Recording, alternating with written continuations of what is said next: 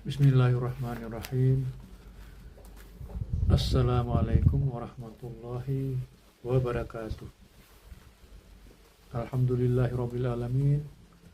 Wassalatu wassalamu ala asrofil anbiya'i wal mursalin wa ala alihi wa ashabihi ajma'in. Amma ba'd.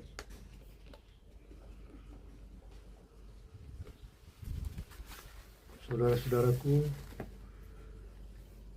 yang dirahmati oleh Allah, jumpa lagi dalam kesempatan ini dengan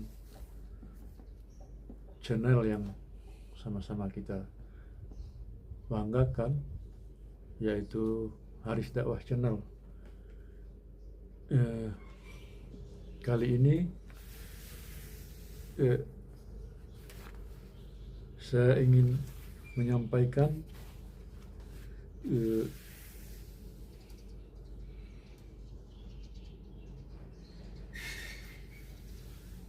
suatu gambaran bagaimana tentang Rasulullah SAW di dalam kitab suci terdahulu sebelum Al-Quran.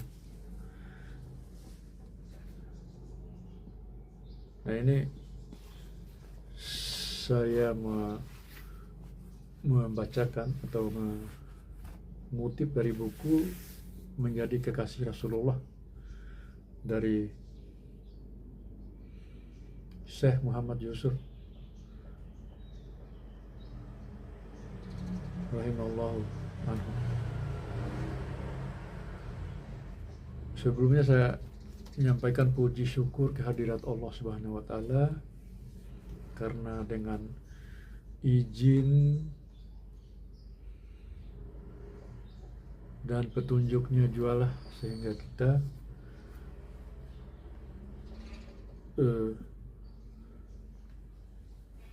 bertemu di dalam rangka mengisahkan tentang perkembangan perjalanan daripada dakwah beliau. Salawat dan salam saya tidak lupa sampaikan kepada Nabi kita. Semoga dengan itu kita mendapatkan syafaat di kemudian hari.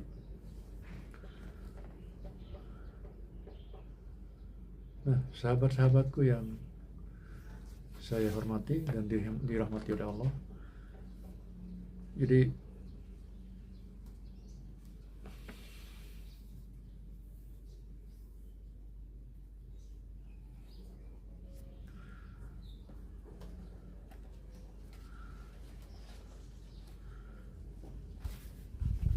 gambaran Rasulullah SAW di dalam kitab suci terdahulu sebelum Al-Quran. Ahmad meriwayatkan beserta sanadnya dari Atha bin Yasar. Ia berkata, aku pernah bertemu dengan Abdullah bin Amr bin As radhiyallahu anhuma. Aku pun berkata, beritahukanlah kepadaku tentang gambaran Rasulullah SAW di dalam Taurat. Maka ia berkata, baiklah, demi Allah, sesungguhnya beliau telah digambarkan di dalam Taurat dengan gambarannya yang ada di dalam Al-Quran. Demikian gambarannya. Hai Nabi, sesungguhnya kami mengutusmu untuk jadi saksi, pembawa kabar gembira, pemberi peringatan, dan pelindung bagi kaum yang buta huruf. Kamu adalah hambaku dan utusanku. Aku menyebutmu dengan sebutan Al-Mutawakkil, orang yang tawakal. Ia tidak bersikap keras, tidak pula berhati kasar, dan tidak suka berteriak di pasar-pasar. Ia tidak membalas keburukan dengan keburukan, akan tetapi memaafkan dan mengampuni. Allah tidak akan mewafatkannya sebelum orang-orang meluruskan kembali agama yang telah bengkok dengan mengucapkan la ilaha illallah, tidak ada Tuhan selain dari Allah. Dengan sebabnya Allah akan membuka mata-mata yang buta, telinga-telinga yang tuli, dan hati-hati yang tertutup. Diriwayatkan pula beserta sanadnya oleh Bukhari dengan lafaz yang sebagian besarnya sama dari Abdullah, dan Baihaqi dari Ibnu Salam. Dalam riwayat yang lain disebutkan, sebelum Allah meluruskan kembali dengan sebabnya agama yang telah bengkok. Diriwayatkan pula beserta sanadnya oleh Ibnu Ishaq dari Ka'ab al-Ahbar dengan lafaznya yang semakna. Diriwayatkan pula beserta sanadnya oleh Baihaqi dari Aisyah radhiyallahu anha secara ringkas. Wahab bin Munabbih menyebutkan riwayat bahwa Allah Ta'ala menurunkan wahyu ke Daud di dalam kitab Zabur. Hai Daud, sesungguhnya akan datang sepeninggalmu kelak seorang nabi yang bernama Ahmad dan Muhammad sebagai orang yang benar dan menjadi pemimpin. Aku tidak pernah marah terhadapnya selamanya. Aku telah mengampuninya sebelum ia bermaksiat kepadaku. Aku telah mengampuninya sebelum ia bermaksiat kepadaku, baik dosa-dosanya yang telah dilakukan maupun yang belum dilakukan. Umatnya adalah umat yang dirahmati.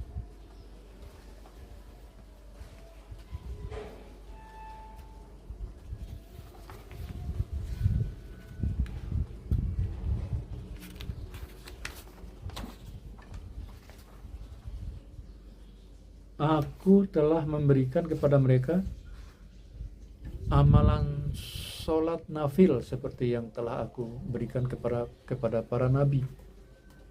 Aku juga mewajibkan kepada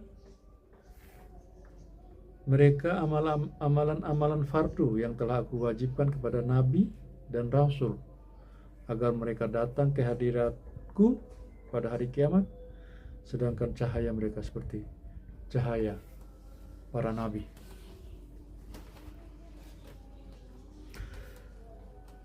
Demikian seterusnya hingga kepada firman-Nya, Hai Daud, aku telah memberikan keutamaan bagi Muhammad dan umatnya di atas seluruh umat manusia. Demikian dalam kitab Al-Bidayah wan Nihayah.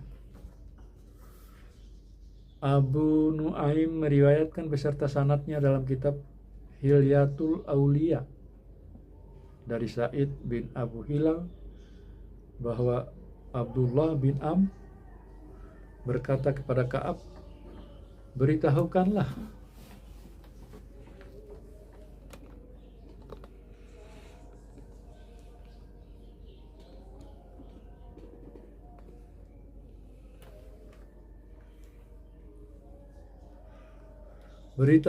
kepadaku mengenai gambaran Muhammad Shallallahu Alaihi Wasallam dan umatnya. Ia berkata, aku mendapati gambaran mereka di dalam kitab suci Allah Ta'ala.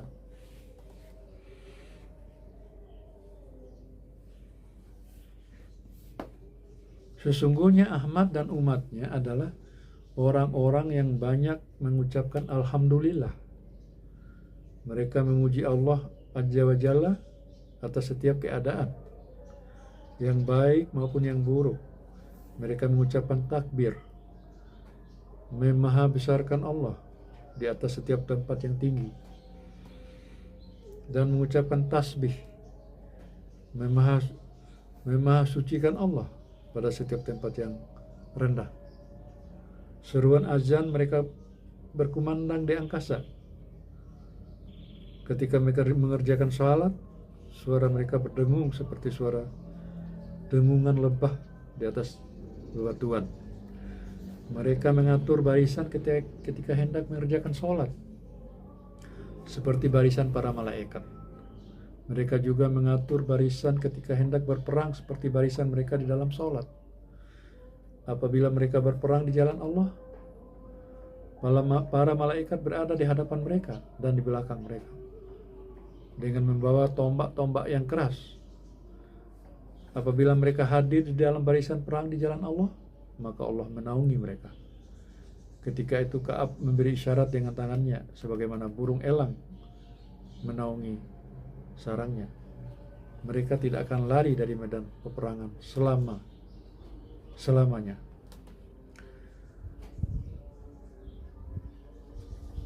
Nah, saudaraku yang dirahmati oleh Allah, diriwayatkan pula beserta sanadnya oleh Abu Nuaim dengan sanad yang lain dari Ka'ab dengan lafaz yang sebagian besarnya sama. Di dalamnya disebutkan yaitu, dan umatnya yang banyak mengucapkan alhamdulillah, memuji Allah atas segala keadaan. Mereka mengucapkan takbir, memahabesarkan Allah di atas setiap tempat yang tinggi, senantiasa memperhatikan matahari untuk menjaga sholat dan mengerjakan sholat 5 waktu tepat pada waktunya, meskipun di atas tempat pembuangan sampah. Mereka mengikatkan sarung pada pinggang mereka dan membasuh anggota tubuh mereka dengan air wudhu. Nah, inilah gambaran yang bisa disampaikan, gambaran Rasulullah SAW di dalam kitab-kitab suci terdahulu sebelum Al-Quran. Semoga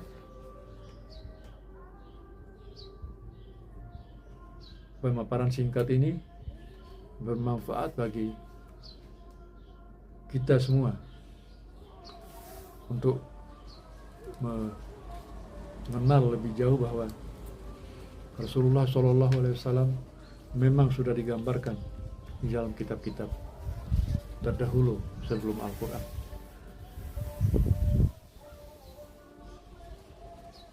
Terima kasih atas perhatian sahabat-sahabat.